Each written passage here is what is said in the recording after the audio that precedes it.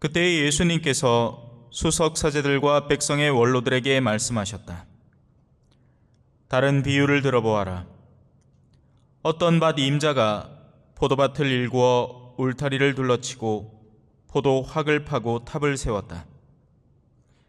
그리고 소작인들에게 내주고 멀리 떠났다. 포도철이 가까워지자 그는 자기 몫의 소출을 받아오라고 소작인들에게 종들을 보냈다.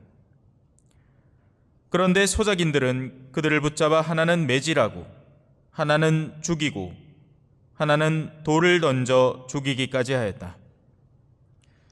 주인이 다시 처음보다 더 많은 종을 보냈지만 소작인들은 그들에게도 같은 짓을 하였다. 주인은 마침내 내 아들이야 존중해 주겠지 하며 그들에게 아들을 보냈다. 그러나 소작인들은 아들을 보자 저자가 상속자다. 자, 저자를 죽여버리고 우리가 그의 상속 재산을 차지하자 하고 저희끼리 말하면서 그를 붙잡아 포도밭 밖으로 던져 죽여버렸다. 그러니 포도밭 주인이 와서 그 소작인들을 어떻게 하겠느냐? 그렇게 악한 자들은 가차없이 없애버리고 제때 소출을 바치는 다른 소작인들에게 포도밭을 내줄 것입니다 하고 그들이 대답하자 예수님께서 그들에게 말씀하셨다. 너희는 성경에서 이 말씀을 읽어본 적이 없느냐? 집 짓는 이들이 내버린 돌, 그 돌이 모퉁이의 머릿돌이 되었네.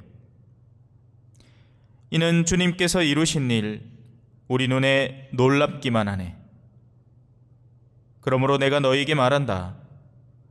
하느님께서는 너희에게서 하느님의 나라를 빼앗아 그 소출을 내는 민족에게 주실 것이다. 수석 사제들과 바리사이들은 이 비유들을 듣고서 자기들을 두고 하신 말씀인 것을 알아차리고 그분을 붙잡으려고 하였으나 군중이 두려웠다. 군중이 예수님을 예언자로 여겼기 때문이다. 주님의 말씀입니다.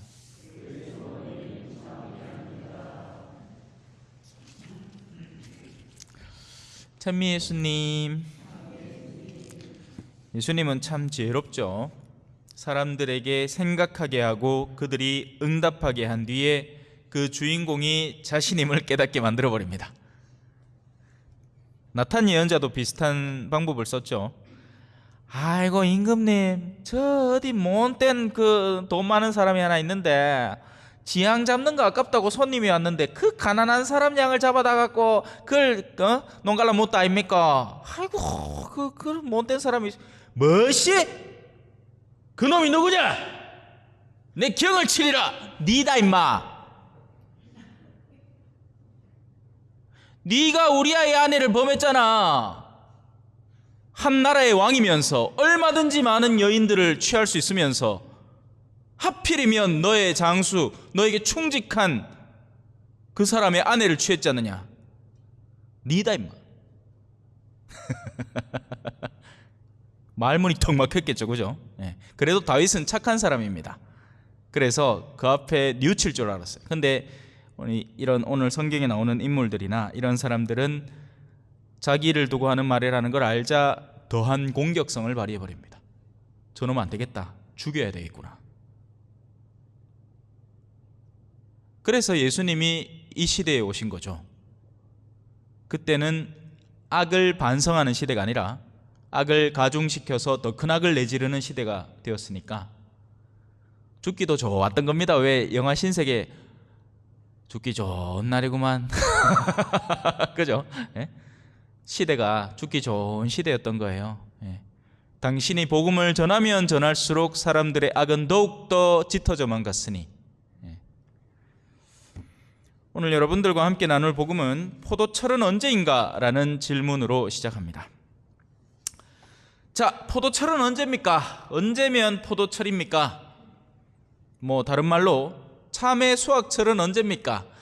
이거 뭐 제가 이 초전 오기 전이나 뭐 아직도 다른 분들한테 참외는 언제 수확됩니까? 하면 뭐 한 8월 아닙니까? 합니다. 순진하죠, 그죠? 예. 그때는 농부들 쉬는 날입니다. 예?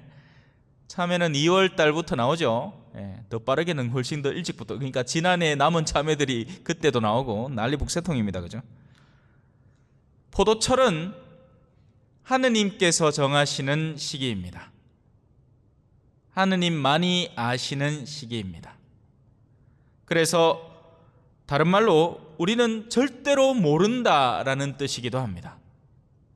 그 정확한 날짜를 아무도 알 수 없죠. 다른 말로 해서 언제 죽을 줄 아느냐라는 질문하고 똑같습니다. 그날 우리는 추수될 테니까요. 어떤 식으로든. 포도는 아무 때나 수확하지 않겠죠. 포도는 익어야 수확을 합니다. 그건 너무 당연한 얘기죠. 하느님이 그냥 오늘 심심한 때 수확이나 하면 볼까 하고 수확하지는 않습니다, 그죠? 예? 그래서 설익은 시퍼런 거를, 요즘은 뭐 청포도가 있고 뭐 샤인머스켓이 시퍼런데 그런 거 상관없이 익지도 않았는데 수확하겠다고 내가 마음대로 맘정하지는 않습니다. 하느님은 그 존재가 가장 익은 때를 식별해 내시는 거죠. 그래서 이 포도가 익어간다는 의미를 올바로 이해를 해야 하는 것입니다. 자, 하느님이 기다리는 이 포도라는 것, 나는 포도나무요 너희는 가지로다. 이 포도라는 것은 도대체 무엇일까요? 돈은 아니겠지, 그죠? 예. 돈은 아니잖아요. 그러면 다른 건 뭐가 있을까요? 다른 게 아닙니다. 영혼의 성숙도를 말하는 겁니다. 하느님이 기다리시는 유일한 것, 영혼의 성숙입니다. 전에 있던 본당에 이름이 성숙인 자매님이 있었는데 근데 아니다, 이거 얘기하면 누군지 알겠다. 하여튼 예, 그렇게 썩 성숙하시지는 않았어요. 이름만 성숙이지. 자, 여튼 그래서 그 영혼에 향긋한 과육이 가득 들어찰 때, 이건 다른 말로 여러 가지 영적인 가치들이 고루고루 들어차 있을 때 추수의 시기가 다가오는 법이겠죠. 뭐 영적인 가치라는 것은 여러분들이 떠올릴 수 있는 영혼의 향기로움, 뭐라도 좋습니다. 인내, 겸손, 온유, 친절, 뭐 여러 가지 많은데 수도 없이 많습니다. 근데 그 가운데 가장 핵심적인 세 가지 우리도 왜 비료 중에서, 그죠? 비료의 가장 기본되는 요건 뭐 몇 가지 있잖아요, 그죠? 질산, 인, 뭐 있잖아요, 그죠? 그것처럼 영혼에 있어서도 가장 가치로운 세 가지가 있으니 우리가 향주덕이라고 부르는 믿음, 희망, 사랑, 그 중에 제일은 사랑이라 입니다. 그래서 요 세 가지를 기본적인 척도로 두고 얼마나 성숙해 가고 있는가를 살펴보면 됩니다. 그래서 이런 내적 가치들이 가득 찬 사람에게서 나오는 공통점이라고 한다면 십자가의 친구입니다. 말씀 때문에 고생하기를 외면하지 않습니다. 아니, 오히려 즐겨합니다. 고생길이 훤한데도 내가 말씀에 더 다가설 수 있고 하느님의 뜻을 더 펼칠 수 있는 기회라면 절대로 놓치지 않습니다. 반대로 세속적으로 암만 성공하는 것이라도 가만히 식별해 보았을 때 내가 지금 그거를 해서 뭔가 가난한 이를 돕겠다는 목적도 아니고 그저 내 주머니만 디립다 불려가지고, 그러면 결과가 어떻게 되겠습니까? 보통 돈을 지나치게 많이 벌게 되면 교만이라는 데에서 헤어나오기가 쉽지 않습니다. 특히나 우리나라 같이 이 재정이라는 것으로 서로를 비교하는 세상에서 차의 크기나, 그죠? 집의 규모나 건물을 몇 채나 갖고 있느냐 하는 것들로 사람들을 식별하는 세상에서는 더 많은 것을 갖고 있을 때 영혼이 작아지는 법이 없습니다. 그래서 성경은 부자가 하늘나라 들어가는 게 낙타가 바늘길을 통과하는 것처럼 힘들다라고 얘기를 하죠. 하지만 하느님께는 불가능한 게 없습니다.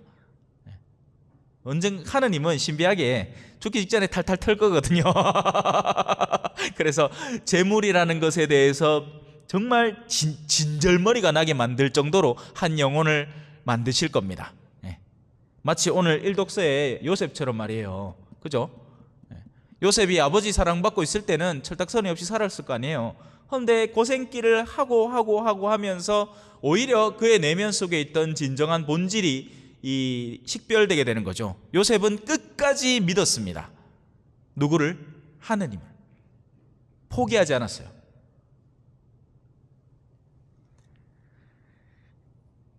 자, 그래서 그는 부활이라는 것, 그러니까 이 내적인 가치, 믿음, 희망, 사랑이라는 것이 풍만히 익어가는 사람은 그 내면에 십자가에 대한 사랑이 커가게 되고, 부활을 기다리면서 일상에서 나에게 주어지는 십자가들을 기꺼이 져나가는 사람이 되어갑니다.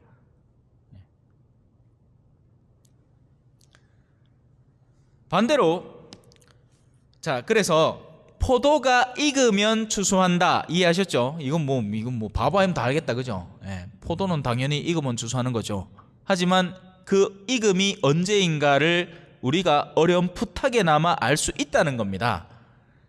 우리의 내면 속에 어떤 가치들이 자라고 있는지, 믿음이라는 것이 실제로 성장해 나가고 있는지, 참된 희망이라는 것이 내 안에 크고 있는지, 아니면 아직도 세속적인 희망에 매달려 살아가는지, 아니면 아직도 세상의 어떤 것에 기대 그걸 믿고 살아가는지, 자식을 믿고 살아가는지, 저놈의 자식이 내가 늙으면 노후보장을 해주리라 가다가 뒤통수 시계 맞고는 아이고 주님밖에 없구나 예? 이런 일들을 겪으면서 이제 믿음이 커가는 거죠. 그래서 시련이라는 것은, 십자가라는 것은 그의 내면의 성장세를 확연하게 드러내주는 겁니다. 예. 이거는지 안 이건지 껍데기를 까봐야 알지. 근데 그 껍데기를 까는 칼이 뭐냐? 십자가라는 거죠. 젠디마 알까 아닙니까? 십자가가 없는데 이 사람이 뭐가 있는지, 속에 뭐가 들어있는지 어찌 알기라. 편안하게 지내는데 뭐. 예. 우리 신앙도 사실 비슷해요. 지금 초전성당은 딱히 뭐 별다른 실현거리가 없지 않습니까? 무슨 도전거리나 뭐 우리가 해야 된다. 왜 신부님 중에 이런 신부님 있습니다. 와갖고 막 목주기도 100만 단 레지온 한 팀당 10,000단씩 바치네 있어 하면 막 그날로 큰일 난다. 이거 막 바친다고. 예. 막 바쁘다. 뒤에다가 막 차트 쫙 만들어갖고 막 스티커 다다다다다닥 붙어나가면 옆에 팀 레지온은 막 이만큼 스티커 붙었는데 우리 팀이 요만해 가면 아이고 쪽을 지르거라 하고 막 그러면 막 긴장해갖고 막 이건 무슨 회사도 아니고 그죠?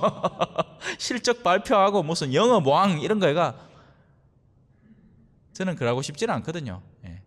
저는 자발성이라는 게 참 중요하다고 생각합니다. 그걸 살짝 도와드리는 거. 결국 또 여러분들이 일상 안에서 이끌어갈 신앙 아닙니까? 신부님이 새로 바뀔 때마다 막 휘떡휘떡하면 큰일 나잖아. 예. 자, 두 번째, 그래서 포도는 익어야 추수한다. 두 번째, 포도는 썩어도 추수됩니다. 요즘 이제 산책 나간다고 비닐하우스 근처를 보면 이 물로 터져 나와 있는 참외들이 보여요. 예.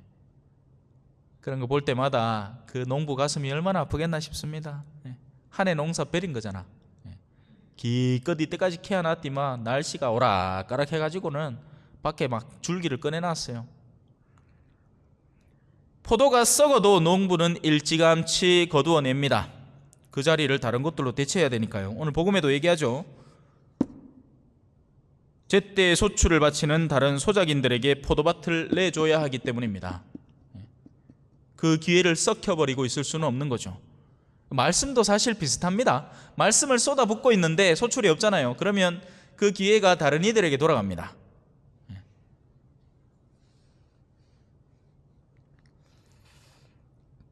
그걸로 유추해 볼 수 있는 거죠. 많은 것들을. 말씀은 항상 주인을 찾아가거든요. 왜? 하느님부터 그렇게 설명을 하시잖아요. 비가 하늘에서 내려와서 반드시 사명을 수행한다라는 얘기처럼 말씀도 원래 주인을 반드시 찾아가는 법입니다. 자, 영혼은 언제 썩어 들어가기 시작하는가? 여기에 주목을 해봐야 되겠죠. 그것은 그릇된 가치들이 우리 안에 차오르기 시작할 때입니다. 예수님은 제자들과 배를 타고 가면서 얘들아 바리사이들의 누룩을 조심해라 라고 얘기를 합니다. 그래서 이런 누룩과 같은 것들이 영혼을 썩게 만듭니다. 세속성이라고 표현할 수 있는 것들이죠.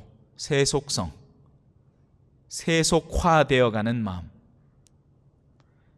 때로는 껍질은 또 멀쩡한데 이 또 과일들이 희한한 게 있죠, 그죠? 최근 들어서 이제 사과는 냉동 사과들이 많잖아요. 그래서 사과를 딱 쪼개보면 껍데기는 빨개 이뻐. 근데 딱 쪼개보면 안쪽에 씨 빈 공간에 곰팡이가 꽉 차 있는 것들 보신 적 없습니까? 저는 종종 발견을 하는데, 그래서 안에서부터 이제 물러 터짐이 시작되어서 밖으로 뻗쳐나갑니다.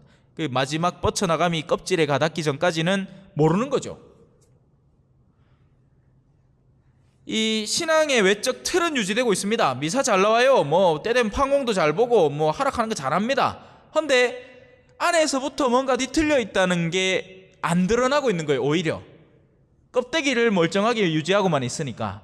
차라리 이 틀이 망가져 있으면 내가 뭘 잘못하고 있다 해서 뭐 느끼기라도 할 텐데, 내 뭐 잘못하는 거 있나? 그죠? 우리 어르신들 맨날 성사 들어와갖고 죄진 거 없습니다 하고 성사 1년 만에 보면서 죄를 한 번도 안 지실 때, 아이고야, 우리 성인들이 우리 성당에 이렇게 계시는 줄 난 몰랐네. 진작에 알았으면 그분들한테 많이 배울 걸. 죄진 게 하나도 없는 분들을 내가 모시고 번데기 앞에 주름을 잡고 있습니다. 그죠? 뭘 가르치겠노? 죄가 아무도 없는데 죄가 없겠습니까? 아니면 그걸 비춰보는 필터가 없겠습니까? 후자겠죠. 인간의 마음은 끊임없이 요동친단 말이에요. 그래서 껍데기는 멀쩡한데 속부터 훼손되어가는 케이스도 많습니다. 바로 수석 사제들과 바리사이들이 그 대표격이죠. 그들은 율법에 대한 철두철미한 준수, 그래서 껍데기는 반딱반딱하게 닦아놓은 사과입니다. 그런데 속은 예수 그리스도의 메시지에 대해서 적극적인 반항과 거부심을 안고 살아가는 거죠. 동의할 마음 하나도 없고 동의는커녕 죽여버리고 싶은 겁니다. 과거의 성인들은 자기가 잘못했다라는 예언자의 말을 들을 때 니네베 사람들 보세요, 회개해버립니다. 그런데 지금의 이 예수님의 시대의 수석사제들과 바리사이들은 너희들 잘못 살고 있다 할 때 니는 얼마나 잘 사노? 이렇게 되는 겁니다. 그래서 소출이 없는 거죠. 내놓을 만한 영혼의 향기가 없는 겁니다. 껍데기는 잘 나와 있어요. 그들이 하는 율법 생활은 철두철미하니까. 그래서 그들은 예수님의 비유를 듣자마자 자기들을 향한 이야기인 줄을 단박에 깨닫고 화가 나는 겁니다. 사실 누군가가 무엇에 반응하는 것은 자신의 내면 속에 이미 존재하는 무언가가 건드려졌기 때문에 그렇습니다. 이건 누구나 마찬가지예요. 왜 흔히 자존심이 상한다 하잖아요. 그러면 상할 자존심이 내 안에 이미 선재하기 때문에 그렇습니다. 자존심이 없는 사람은 뭔 소리를 해도 괜찮아. 뭐 귀부터 먼저 슬 가. 그래 안 듣기. 그래 옆에서 암만 땡땡거리 봐야 가오치 아픕니다. 네 말도 맞고 네 말도 맞다 하면 끝이거든. 그런데 속에 민감하게 자존심을 나를 세우고 있는 사람은 다른 거는 더 건드려도 괜찮은데 그 부분을 건드렸을 때는 이거 완전히 스위치 하나 누른 거예요. 핵폭탄이 푹 발사됩니다.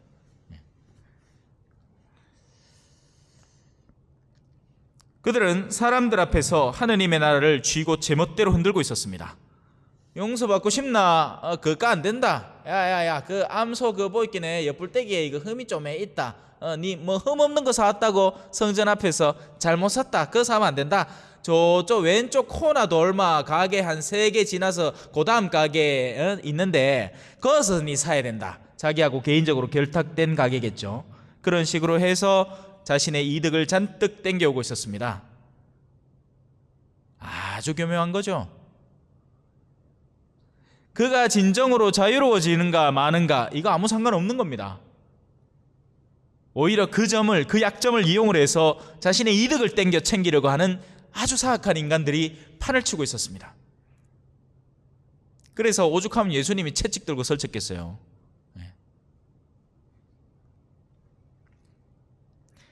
사람들은 죄를 용서받고 싶어 했습니다. 그리고 하느님의 나라의 기쁨을 누리고 싶어 했습니다.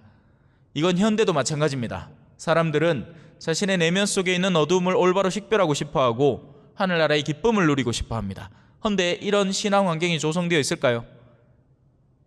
쉽지 않습니다. 하늘나라의 기쁨을 어디서 얻는지, 어떻게 얻는지, 나의 내면의 어지러움을 어떻게 정돈해 나갈 수 있는지, 이런 것들에 대한 가르침이 좀처럼 교회 안에서 들리지가 않습니다. 오히려 신앙인들을 더 올가매죠. 아까 말했던 것처럼 차트 쫙 만들어가지고 나는 항상 부족한 사람, 나는 항상 모자라는 사람, 나는 뭘 해도 안 되는 사람으로만 규정지어버리니 그나마 열심히 하던 신자들은 더 기가 죽어버립니다. 뭔가 잘한다 싶으면 일을 막 따블로 막 문어발식으로 맡겨버립니다. 필요 없는 일을 막 잔뜩 만들어내요. 그래서 뭐가 팽팽 돌아가긴 하는데 그 팽팽 돌아가는 중에 누가 갈리는 소리가 들리는 겁니다. 사람들의 영혼들이 갈리는 거죠. 그래서 그 당시에 바리사이들과 율법학자들은 더 강한 조건, 더 강한 율법으로 사람들을 올가매서 그들이 진정으로 원하는 것, 하느님과의 만남, 자신의 죄의 용서, 이런 것들에서 더욱더 멀어지게 만들어버린 겁니다. 가까이 가도록 돕도록 만들어진 존재들이 사제들과 바리사이와 율법학자들인데, 사람들이 무식해서 모르는 것들 알려줘서 알게 하고, 그렇게 해서 너희는 이렇게 실행하면 하느님의 은총을 마주할 수 있다, 이걸 가르쳤어야 되는데 오히려 거기에서 떼어놓아 버린 거죠. 그래서 하느님은 그들에게서 하느님의 나라를 빼앗을 것이고 그것을 소출을 내는 민족에게 주실 겁니다. 그리고 그게 맡겨진 것이 오늘날의 우리의 교회입니다. 하지만 상황이 크게 바뀌지는 않았어요. 상황이 크게 바뀌지는 않았습니다. 그래서 그들은 포도철에 수확이 없을 겁니다. 사실 이건 무서운 말이거든요. 우리가 알아들을 만한 이야기로 말하자면 죽는 날 하늘나라 못 간다는 이야기입니다. 그런데 이에 긴장감을 얼마나 느끼고 있을 것인가 궁금합니다.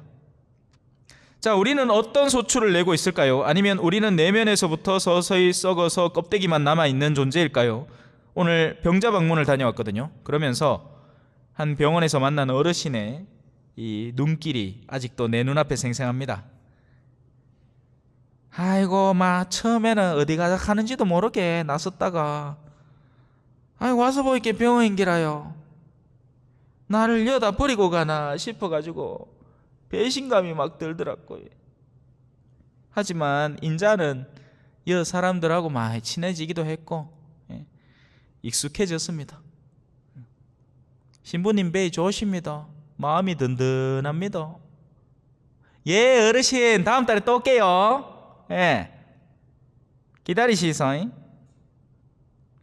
소출이라는 것은 어려운 게 아닙니다. 어려우면 아무도 못할 거예요. 누구나 할 수 있는 일입니다. 소출은 목마른 이에게 마실 것을 주는 겁니다. 다만 그 목마름이 세속적 목마름이 아니라 영적인 목마름이죠. 우리 주변에 넘쳐납니다. 최근 들어서는 요 앞에 그 여관하시는 분도 교리반 나오고 찾아보면 쎄삐 있습니다. 누가 손을 안 내밀어줘야 그렇지. 작정만 하고 좀에만 도와주면. 오늘 사실 제가 좀에 바빴습니다. 제 옛날 고등학생 때 친구가 와가지고는 자기 아내가 이제 세례반을 시작을 했다고 정작 지는 냉담하고 있으면서 근데 그 얘기를 들어보니까 하느님이 정말 신비하게 일하시는구나 싶더라고요. 참 신기합디다. 그래서 하느님은 알고 계시니 우리가 조금만 깨어서 활동을 시작을 하면 많은 소출을 낼 수 있을 겁니다. 아멘.